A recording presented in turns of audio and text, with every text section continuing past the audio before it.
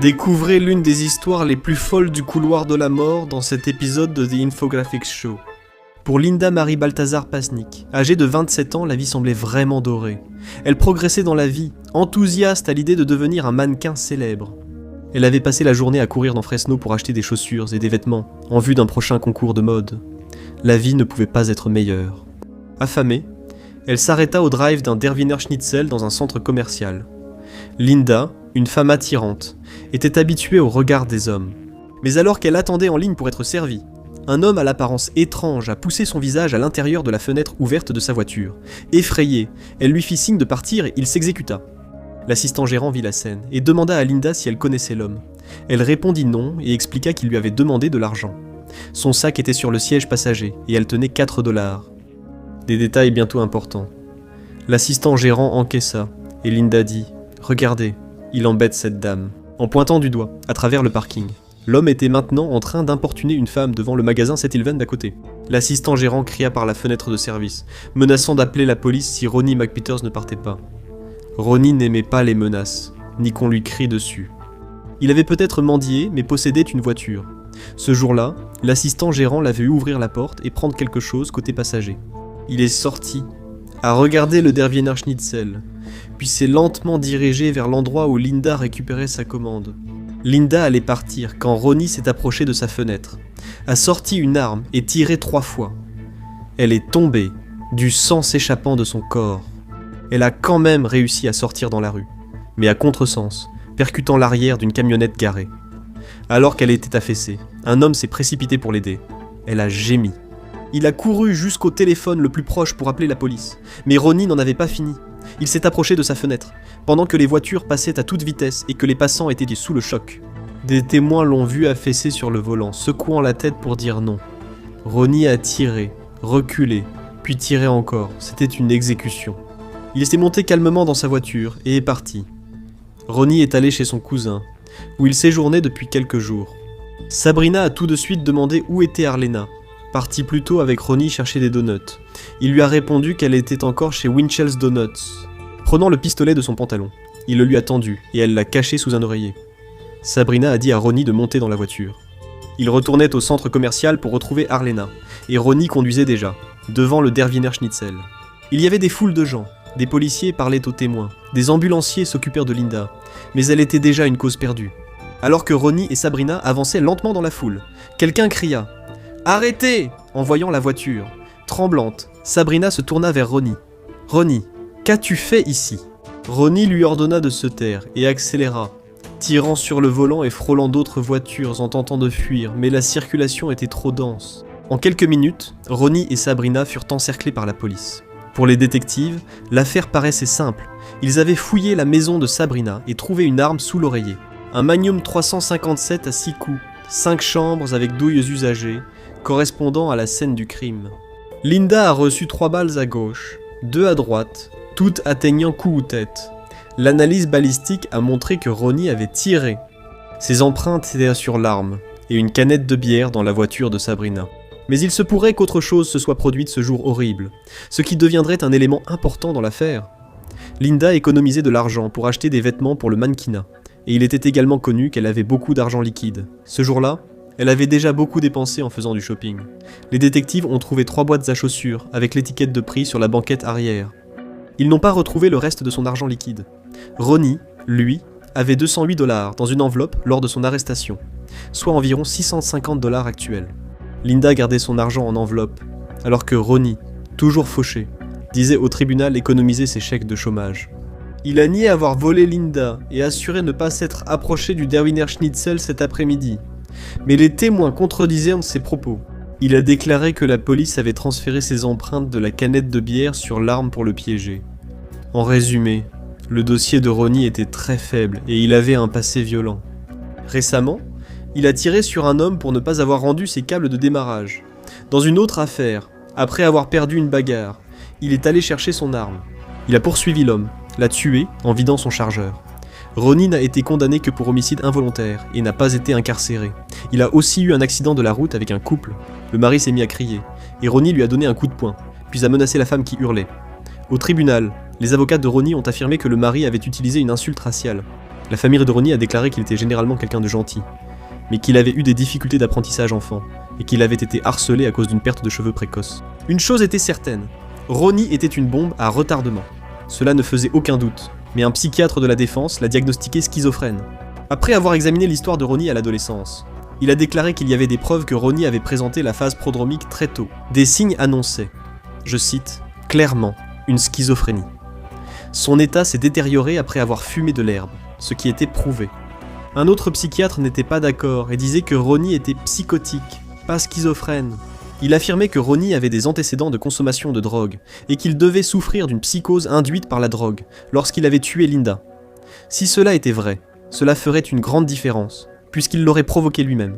La police n'a trouvé aucune preuve de drogue, et le sang de Ronnie était clair, mais le jury y a cru. Quand l'un des experts a déclaré que le comportement de Ronnie pendant la fusillade semblait méthodique et orienté vers un but, cela signifiait que ses actes étaient ceux d'un homme maître de son esprit. Mais il y a un autre facteur important.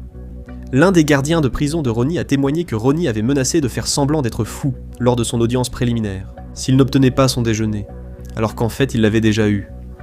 Ronnie était-il fou ou faisait-il semblant de l'être ? Le jury l'a condamné pour meurtre au premier degré.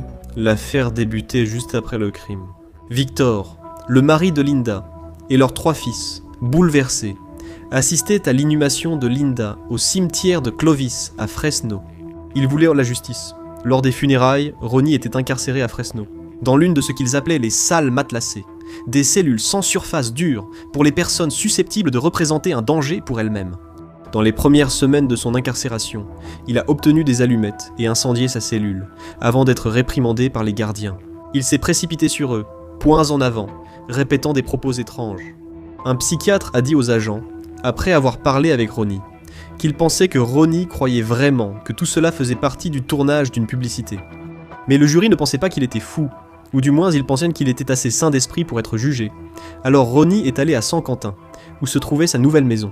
Le couloir de la mort. Cela signifiait 23 heures d'enfermement par jour, l'enfer sur terre. Il est vite tombé dans une profonde dépression. S'il n'était pas complètement fou, c'était un très bon acteur, prêt à souffrir pour son art. Il prenait ses repas quotidiens, puis il déféquait sur le sol et s'en enduisait le corps. Il peignait souvent les murs de sa cellule en marron, et cachait des excréments sans que personne ne sache pourquoi.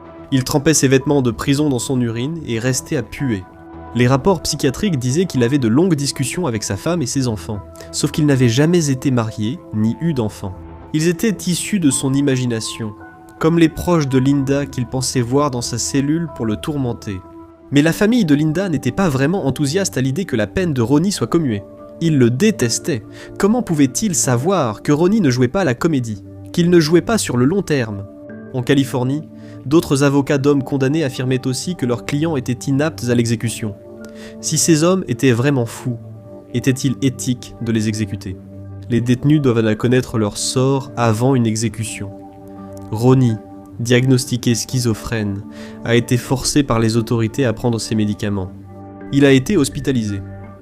Attaché 5 jours à un brancard, le médecin a finalement dit qu'il simulait. Il a reçu de la vitamine B12. En 2007, un juge a jugé Ronnie trop inapte pour contester sa condamnation, car il était très désorienté et quasi non communicatif. Comment parler à ses avocats ? Les condamnés à mort aux États-Unis peuvent bien en faire appel, mais qu'arrive-t-il s'ils vivent dans un monde imaginaire ? La famille de Linda était furieuse à l'idée que la peine de Ronnie puisse être commuée. Une grande partie du public était d'accord avec elle. Ce n'est pas comme si Ronnie avait tiré un seul coup de feu. Il est peut-être revenu à la voiture pour l'exécuter et voler son argent. Les procureurs du comté de Fresno ont averti. Si la peine de Ronnie est commuée, de nombreux condamnés à mort aux États-Unis risqueront de s'étouffer dans leurs excréments. Les États-Unis ne sont qu'un des 3 pays de l'Organisation de coopération et de développement économique, qui exécute régulièrement des personnes, avec le Japon et la Corée du Sud. 2025 a battu un record avec 45 exécutions contre 25 en 2024 malgré l'opinion publique. Dans les années 90, jusqu'à 80%, des Américains soutenaient la peine capitale. En 2025, ce chiffre tombe à 52%, un record bas depuis les années 60.